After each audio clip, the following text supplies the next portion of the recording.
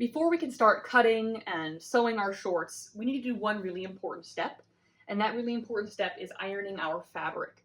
So you will have chosen this fabric out in class, and I went and I washed it and dried it for you. The purpose of that is to get it to do all of the shrinking that this fabric is going to do before you make it into your super awesome nice pair of shorts. If we don't do this, what can happen is you've sewn your shorts, you've spent hours working on them, you love them, and then you put them in the washing machine for the first time, and the fabric pieces all shrink and shift and become strange shapes, and then all of a sudden your cool, fabulous shorts that you love no longer fit you. So you always want to pre-wash whatever fabric you're going to use before you start a sewing project, especially if it's for something that you're going to wash a lot. So any clothing, you want to pre-wash your fabric. So this one is pre-washed and dried. It's got a couple wrinkles in it, and even if it didn't, I would want to iron it before starting. Ironing it gets all of the threads in the fabric to sit exactly where you want them to sit, so that they're at their crispest and their most nice looking. So I'm going to really quickly just give you a demo on how we're going to iron big pieces of fabric. So I've got my industrial iron here over at my ironing table in the classroom, and it's got this button here to give off steam. At this point in class, you definitely use the iron, but on a big piece of fabric, it's a little different.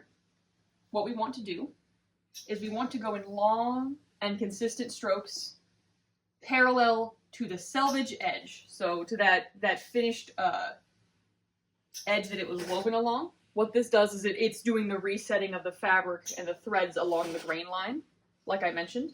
We don't want to just be like, I'm ironing.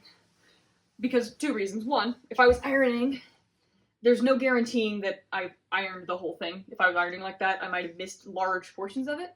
And then two, if you're ironing like that, you're not getting that crisp reset of the grain of the woven threads that we're looking for in this project. And in every sewing project for clothing and other uses. This ironing will also do kind of final shrinking of the fabric. So if there's any shrink left in the fabric that is going to mess up your short size, this will take care of it. And once I've reached as far as I can go, my fabric's just a teeny bit wider than what I can iron on this table. I'm gonna scoot it over and keep going. In class, we'll be taking turns doing this and copying our patterns. Since we've got kind of limited amounts of both things, we've got limited patterns and we've got limited amounts of ironing space. So we'll be taking turns taking care of this, but you'll want to make sure your fabric is really nice and ironed before you go to cut anything. See, I got a nice little fold there that I don't want. Okie dokie. And now that that part's done, I'm going to scoop the whole thing this way and keep on ironing.